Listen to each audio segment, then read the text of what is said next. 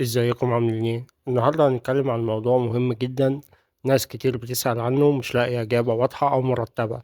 الناس بتسأل امتى أقدر أقدم على مرافق شقة الإسكان الاجتماعي، وإيه الخطوات اللي بتمشي بالظبط بعد توقيع في البنك.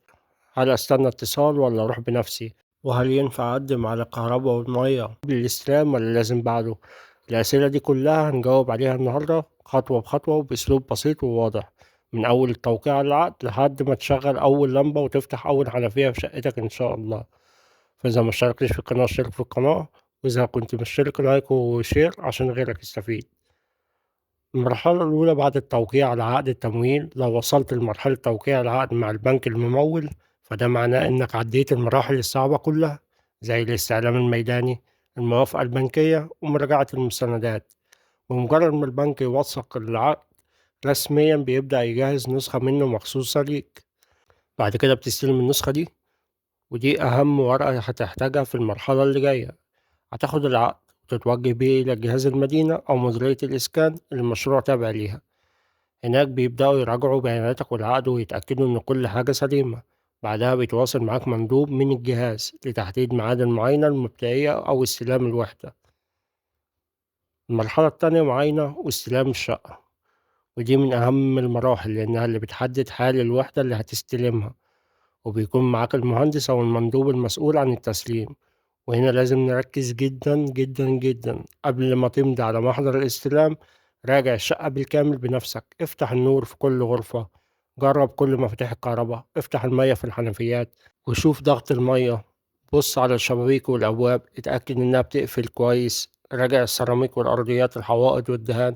كل تفصيلة صغيرة دلوقتي هتوفر عليك تعب، لأن بمجرد ما تمضي على المحضر بتكون استلمت رسميا ومش هيكون من حقك تعترض أو تطلب إصلاح بعد كده. لكن لو في أي ملاحظة أو عيب بسيط اكتبه في المحضر علشان يتم إصلاحه قبل التسليم الفعلي. المرحلة التالتة استخراج خطوات المرافق. بعد ما بتستلم الشقة رسميا ويمضي الطرفين على المحضر، هتاخد صورة من محضر الاستلام وتروح بيها مرة تانية لجهاز المدينة أو مديرية الإسكان. هناك بتطلب خطابات المرافق، وهي أهم خطوة قبل تشغيل الشقة. الخطابات دي بتتوجه بيها إلى الشركات المختصة وبتكون كالآتي: خطاب لشركة الكهرباء، خطاب لشركة المياه، خطاب لشركة الغاز الطبيعي لو منطقتك فيها غاز.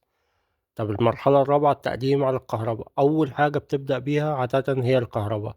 بتروح شركة الكهرباء ومعاك أصل وصورة العقد وخطاب الجهاز وصورة البطاقة.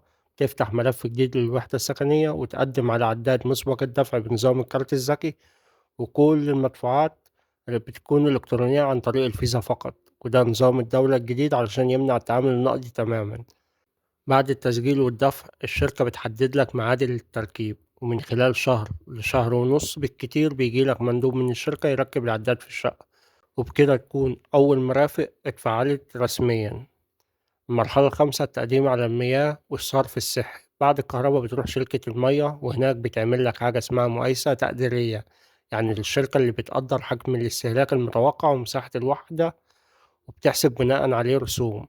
تدفع التكلفة وبعدها بيتحدد لك ميعاد لتركيب عداد المية. وفي أغلب المشاريع الجديدة العدادات دي بتكون مسبوقة الدفع برضه. أما الصرف الصحي فبيتبع نفس الشركة في أغلب المحافظات، وبيكون عليه جزء بسيط من المصاريف في نفس الوقت مع المياه. وبيجيلك مندوب من الشركة يركب العدادات ويتأكد إن كل حاجة شغالة تمام. المرحلة السادسة الغاز الطبيعي إن وجد. لو منطقتك فيها غاز طبيعي، هتروح شركة الغاز بخطاب الجهاز والعقد وصورة البطاقة وبيعملوا فحص مبدئي للوحدة، وبعدها بيحددوا موعد للتركيب.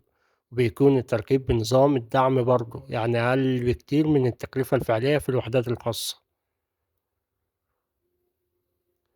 فنقطة مهمة جدًا، الدعم في مرافق الإسكان الاجتماعي، كل المرافق دي كهربا، مَيّة، غاز بيكون عليها دعم حكومي كبير، يعني التكلفة الفعلية بتكون أقل من أي وحدة في نفس المنطقة لكنها تابعة للقطاع الخاص. وفي كل الحالات المرافق مدعومة ومفيش دفع نقدي، كل شيء بيتم إلكترونيًا بالفيزا.